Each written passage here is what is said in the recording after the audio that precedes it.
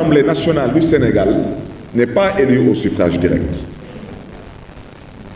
Quand le maire de Dakar est élu au suffrage direct, les autres membres du bureau sont élus au suffrage indirect. C'est pourquoi ici, le premier adjoint était un homme. Cette même justice nous a dit ce bureau n'est pas valable, vous devez le reprendre. Voici ce qui nous a poussé à reprendre la composition du bureau municipal de la ville de Dakar. Alors, l'Assemblée nationale, qui est supposée être aujourd'hui le berceau de la vertu, eh bien, eux, ils décident de violer la loi sur la parité. Et c'est eux-mêmes qui ont voté la loi sur la parité. Alors, vous voulez que je pense quoi de leur décision du bureau de l'Assemblée? Vous m'excuserez, je n'ai que du mépris envers cette décision. Je terminerai par le troisième point. Le troisième point, ça concerne la mairie de Dakar. Alors là, je voudrais que les choses soient bien dites. Il y a des choses qui sont passées à l'Assemblée nationale. Il y a des choses qui sont passées ailleurs. Ce qu'ils ont envie de faire à la mairie de Dakar, je tiens à vous le dire tout de suite, nous n'accepterons pas. Nous n'accepterons pas parce que nous sommes nés dans ce pays, nous avons grandi dans ce pays, nous sommes dans ce pays devenus des responsables à la sueur de notre front, et il y a des choses que nous n'accepterons pas venant de qui que ce soit. Et ce que j'ai à dire ici, je veux que ce soit entendu de tous, et que ce soit surtout bien entendu au niveau de la communauté internationale. Parce que ceux qui pensent que le Sénégal est autre chose qu'une république, l'apprendront à leurs dépens. Le Sénégal est une république. L'état de droit, vous avez la responsabilité de le respecter, l'état de droit. Vous avez la responsabilité de respecter et de faire respecter les textes et les lois qui sont en vigueur dans ce pays et qui font de ce pays un état de droit. Vous pouvez vous débarrasser de n'importe quel député dans un mandat en cours s'il est définitivement condamné pour un délit ou pour un crime. Comme il y a certaines personnes qui semblent ne pas connaître les textes, me permettrai de leur rappeler l'article 135 du Code général des collectivités locales, qui stipule que lorsque le maire ou tout autre conseiller municipal est condamné pour crime, je le répète, pour crime, virgule, sa révocation est de droit. Je vous invite à retourner voir les arrêtés qui ont été rendus dans l'affaire de la fusillade de Mermoz-Sacré-Cœur. Je n'ai pas été condamné pour crime, j'ai été condamné pour un délit. Ce n'est pas un crime. Et je parle français. Maintenant, ceux qui ont décidé d'interpréter le français pour voir comment chercher les voies et moyens pour m'enlever de mon poste de maire de la ville de Dakar, je souhaiterais leur dire tout de suite, dès à présent, que je ne l'accepterai pas. Et je n'irai pas plus loin que ça.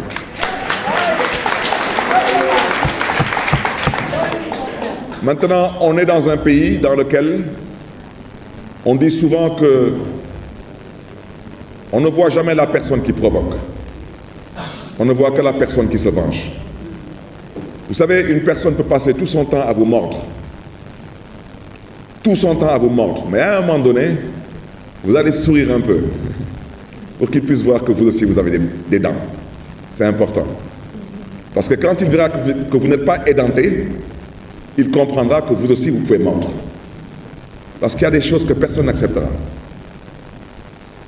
Je souhaiterais leur dire et surtout interpeller les bailleurs de fonds, les partenaires techniques et financiers de ce pays. Parce que le Sénégal est un État aujourd'hui qui est respecté et respectable parce qu'il respecte certains critères.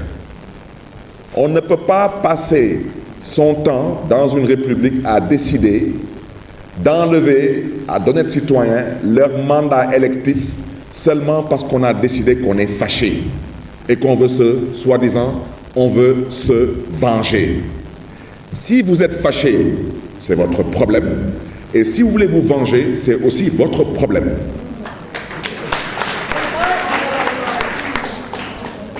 Je l'ai déjà dit, ma philosophie est très simple. Ku jëf jël, ku ñàkk jëriñu ku mer bokko. C'est tout. La politique, il faut donner des coups, il faut accepter d'en recevoir. Mais la politique, c'est d'abord une histoire de gentlemen et de gentlewomen. La politique ne peut être faite que par des personnes qui comprennent le sens de l'élégance républicaine et de la courtoisie citoyenne. La politique, vous m'excuserez de l'expression, elle n'est pas faite pour les arrivistes, pour les parvenus et pour les bas du pied. La politique, c'est de l'élégance. Ça fait 20 ans que je suis en politique. Je suis fils de politique, j'ai été formé par des politiques. La politique, c'est l'élégance. Pour la mairie de Dakar, je voudrais dire que nous ne bougerons pas d'un iota. Maintenant, nous sommes des citoyens, nous vivons dans une république et nous savons ce que l'État a le droit de faire. L'État a le droit d'envoyer des inspections. Ça, vous en êtes totalement libre. Les inspections, j'en connais.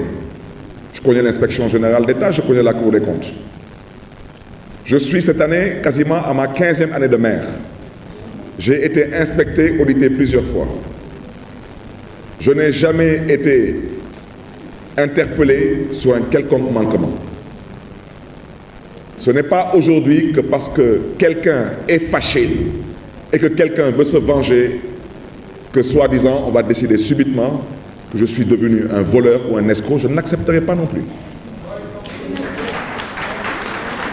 Maintenant, ce que je dis, je veux que les choses soient très claires. Je n'aimerais pas que demain on dise encore que Barthélémy est une personne violente. Barthélémy n'est pas violent. Mais je ne me laisserai pas marcher sur les pieds. Et quiconque a un problème avec ce que je dis, son problème n'est pas le mien. Parce que moi, mon problème, c'est le mandat que les Dakaroises et Dakarois m'ont confié. Et depuis que le Sénégal existe, jamais un maire n'a eu à faire un bilan à mi-parcours. Jamais, depuis que le Sénégal existe, jamais un maire n'a construit ici un centre de dialyse. Et le plus grand centre de dialyse du Sénégal. Depuis que le Sénégal existe, un maire n'a jamais construit un lycée scientifique et technique. Et je peux continuer parce que, comme disent les Wolofs, ça vaut du faute bopam. Je suis très fier de mon bilan à mi-parcours. Et je l'ai dit aux Dakaroises et aux Dakarois, je n'en ai pas encore terminé avec vous. Maintenant, malheureusement, ceux qui ont été maires dans leur commune et qui sont incapables d'être capables de montrer même un rond-point qu'ils ont eu à peut-être peindre ou à nettoyer, et qui passent tout leur temps de la mairie au pouvoir exécutif à parler d'opérations de nettoiement 7-7L, ça c'est pour les ASC. Vous comprenez, quand on est président de la République ou on est Premier ministre et on parle de 7-7L, c'est que franchement, on n'a absolument rien à faire à ce poste de responsabilité. Un président de la République, un Premier ministre, un maire, ce n'est pas pour des opérations 7-7L. C'est pour travailler et délivrer un bilan. Maintenant, pour les cancres et les médiocres, effectivement, ils peuvent chercher des faux fuyants.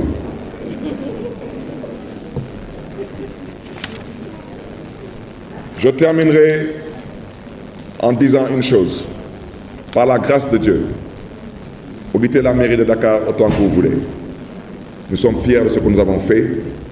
Nous n'avons pas terminé de travailler pour Dakar. Et ce n'est pas vous qui allez nous empêcher de servir Dakar. Nous, nous sommes nés à Dakar. Nous, nous avons grandi à Dakar. Nous, on habite Dakar et nous, nous sommes des Dakarois. Maintenant, Dakar, tout Sénégalais est Dakarois. Parce que vous soyez du nord, du sud, de l'est, de l'ouest, du centre, Dakar est votre capitale. On a de complexes envers aucun citoyen d'aucune contrée du Sénégal. Mais que ceux qui ont des complexes envers les Dakarois et les boys Dakar, on les invite à la tenue et à la retenue. Je terminerai mon propos par dire à l'endroit des tenants actuels du pouvoir. Je constate avec amertume, comme la plupart des Sénégalais, votre incompétence, votre incapabilité et votre incapacité éventuellement à pouvoir délivrer, à pouvoir tenir vos promesses. Mais je ne suis pas votre ennemi. Je ne suis pas à l'origine de vos problèmes. Vous avez un problème, pour ne pas dire un problème de 3 ordres. Votre premier problème, c'est d'abord de combattre la vie chère. Vous avez été élu pour ça. Ne l'oubliez pas et arrêtez de divertir les Sénégalaises et les Sénégalais. Vous n'avez pas été élu pour combattre Barthélémy Diaz.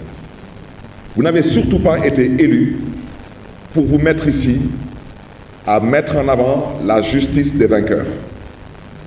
Vous n'avez pas non plus été élu pour chercher aujourd'hui à vous accaparer de la mairie de Dakar par une voie autre que la voie démocratique et électorale. Votre deuxième problème, c'est que vous devez d'abord trouver de l'emploi aux jeunes. Vous avez promis ça aux jeunes. Vous avez promis aux jeunes que l'immigration clandestine serait un vieux souvenir. Et votre troisième problème, c'est surtout de pouvoir relancer l'économie et le social. Depuis que le Sénégal existe, c'est la première fois qu'un bailleur de fonds, partenaire financier du Sénégal, de l'envergure du Fonds monétaire international, qui se permet de dire qu'il suspend l'aide au développement du Sénégal jusqu'en juin 2025. C'est d'une extrême gravité et ça veut dire ce que ça veut dire. Aujourd'hui, pour que l'Union européenne prenne la décision qui est la sienne sur les licences de pêche, ça veut dire ce que ça veut dire. Je ne connais pas encore, depuis que je suis né, je ne connais pas de pays au monde, de pays qui a réussi, ou des pays qui ont réussi à se développer avec une certaine coopération ou avec certains partenaires. Je ne cite personne. Mais je le répète, dans le concert des nations, mieux vaut être du bon côté de l'histoire que de chercher à penser que un pays, c'est peut-être éventuellement un poulailler qu'on vous a confié. Si vous n'avez pas trouvé un bon prix pour vos œufs ou vos poulets, vous cherchez un autre client. Non, ça ne marche pas comme ça. Un pays, c'est d'abord des relations historiques. Un pays, ce sont des relations traditionnelles. Un pays, ce sont des relations bilatérales, multilatérales. Un pays, c'est une notation.